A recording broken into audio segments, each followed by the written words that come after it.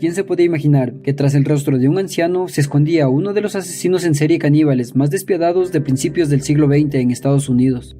Hamilton Fish nació el 19 de mayo de 1870 en Washington. Tras la muerte de uno de sus hermanos, decidió cambiarse el nombre por el de Albert, posiblemente para olvidarse uno de sus apodos, Ham and Eggs, o como se dice en español, huevos con jamón, que tantos problemas le había causado en uno de los orfanatos donde pasó gran parte de su infancia. Como su madre no podía mantener a la familia, su padre, 40 años mayor que su madre, había fallecido. Ingresó al pequeño Albert en un centro donde sufría constantes maltratos y abusos. En esos tiempos él contaba con tan solo 5 años de edad. Sin embargo, Albert no intentaba escapar de dichos castigos, todo lo contrario. El pequeño anhelaba que llegase ese momento, sentía placer con cada paliza. Ahí empezaron sus tendencias masoquistas. Los informes de aquella época describían a Albert como problemático y con una tendencia necesaria a padecer dolor. Se causaba cortes y golpes en el cuerpo y también los propinaba a sus compañeros. Coleccionaba recortes de prensas donde se hablaba de crímenes y admiraba a los que se tildaban de caníbales. Podemos decir que se sentía identificado con el hecho de comer carne humana. Algunos expertos apuntan que este carácter se inició debido a la infancia que vivió y sobre todo a las 2 generaciones de enfermedades psiquiátricas que había padecido varios miembros de su familia, hasta un total de 7 personas de su parentesco más directo, entre ellas su madre, que escuchaba voces y tenía fuertes alucinaciones. Una vez que se graduó de la escuela con 15 años de edad, empezó a frecuentar baños públicos para ver a jóvenes desnudos y tener intimidad con ellos. Acabó ejerciendo la prostitución con hombres y violando a algunos de ellos durante gran parte del día. El resto del tiempo era como un esposo y padre perfecto. Esa doble vida comienza en 1898, cuando se casa con una mujer 9 años menor que él, con la que tiene 6 hijos. Aparentemente Albert se dedicaba a pintar casas y a la decoración de interiores, pero eso solo sería un engaño que le serviría para establecer contacto con jóvenes. Nunca repetía el mismo lugar, viajaba constantemente por todo el país, estuvo hasta en 22 estados, donde cometió multitud de perversiones con menores. Cuando empezaban los problemas se marchaba, y así durante muchos años. Esa obsesión por el dolor lo llevó a autoinfligirse castigos y mutilaciones. Se clavaba alfileres en la pelvis y en los genitales, cubría su cuerpo desnudo de espinas, y hasta le pillaron tocándose en su habitación mientras se golpeaba la espalda con un palo con clavos. La fascinación que le provocaban aquellos actos le hacían alucinar con la idea del pecado. Sufría todo tipo de alucinaciones religiosas y solo pagaba sus culpas mediante el castigo físico. Aquella creencia lo llevó al extremo, afirmando en múltiples ocasiones ser Jesucristo o San Juan, y que el Todopoderoso era quien le ordenaba cometer dichos sacrificios humanos. Era lógico que las autoridades quisieran ingresarlo a un centro psiquiátrico. Sin embargo, aunque fue internado 3 veces, lo dejaban salir al no demostrarse que estuviese loco. Parece ser que la personalidad psiquiátrica de carácter sexual que sufría Albert no era suficiente para mantenerlo en un centro. Además, lo arrestaron en 8 ocasiones por cometer varias estafas, robos y enviar cartas obscenas a mujeres que se anunciaban en periódicos para buscar pareja. Una de sus preferencias era buscar niños de color para practicar sus terribles fantasías sexuales. Sin embargo, la primera víctima que desapareció fue de raza blanca. Se trataba de un niño llamado Billy, que el 11 de febrero de 1927 fue raptado por Albert mientras jugaba con otros niños. Cuando el mayor se percató de que el niño no estaba, otro de los niños le contó que se lo había llevado el coco, un anciano delgado, con cabello y bigote gris. Esa fue la descripción que dieron por primera vez del abuelo asesino. Jamás se encontró el cuerpo de Billy. Sin embargo, el único asesinato por el que se pudo juzgar a Albert fue el de Grace Wood, una niña de tan solo 10 años. Este crimen lo cometió gracias a su rostro aparentemente amable y pacífico, y por supuesto por su poder de convencimiento. Ted, el hermano mayor de Grace, publicó un anuncio en el periódico en el que pedía una oportunidad de trabajo.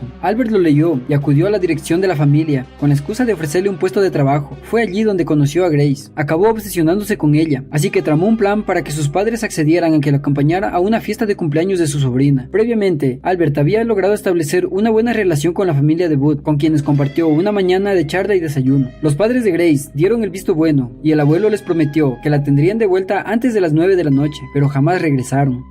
A partir de ahí, se inició una búsqueda desesperada por toda la región, pero no lograron dar ni con el paradero de la niña ni con el de su secuestrador. 6 años después de la desaparición de Grace, y con las esperanzas ya rotas, la familia recibió una carta de Albert, en la que contaba lo que había ocurrido aquella tarde y qué hizo con su hija. Sus palabras dejaron en estado de shock a la madre, y fue su hijo Ted quien tuvo que terminar de leerla. Sin poder dar crédito a lo que había leído, entregaron la carta a la policía. El contenido era aterrador. Esta decía: el domingo 3 de julio de 1928, llamé a su puerta en la calle 15406 Oeste. Llevaba queso y fresas y almorzamos. Grace se sentó en mi regazo y me besó. Me propuse comérmela, con el pretexto de llevarla a una fiesta. Le pedí que le diera permiso, a lo que usted accedió. La llevé a una casa vacía que había elegido con anterioridad. Cuando llegamos, le dije que se quedara afuera. Mientras ella recogía flores, subí y me desnudé. Sabía que si no lo hacía, podría mancharme la ropa con sangre. Cuando todo estuvo listo, me asomé a la ventana y la llamé. Entonces me escondí en el armario hasta que ella estuvo en la habitación. Al verme desnudo, comenzó a llorar y trató de escapar escapar por las escaleras. La atrapé y me dijo que se lo diría a su mamá. Primero la desnudé, cómo pataleó, arañó y me mordió, pero la asfixié hasta matarla. Luego la corté en pequeños pedazos para poder llevar la carne a mi habitación. Me llevé 9 días comerme su cuerpo entero. No la violé, aunque podría haberlo hecho si lo hubiera deseado. Murió virgen. En un principio se pensó que lo que contaba esta carta no era real y que esto era obra de un sádico, pero el detective William se percató de que había detalles que solo el secuestrador de Grace podía conocer. Una pista clave les llegó en forma de un símbolo. El sobre de la carta tenía impresa una insignia hexagonal junto a las siglas de una asociación benéfica. Una vez hallado el lugar y al criminal, la policía acudió al domicilio de Albert Fish. Lo arrestaron el 13 de diciembre de 1934. Durante el interrogatorio, el vampiro de Brooklyn explicó con todo lujo de detalle lo que había hecho con la niña. Afirmó que tras matarla, le cortó la cabeza con un cuchillo y el resto del cuerpo con una sierra. Además dijo: no soy un demente, solo un excéntrico. A veces ni yo mismo me comprendo. Se confesó autor de varios crímenes más, por ejemplo, el de un niño de 4 años al que flageló hasta la muerte cortándole las orejas, la nariz y los ojos, del que se bebió su sangre y al que desmembró para después prepararse un estofado. Este tipo sí estaba realmente loco.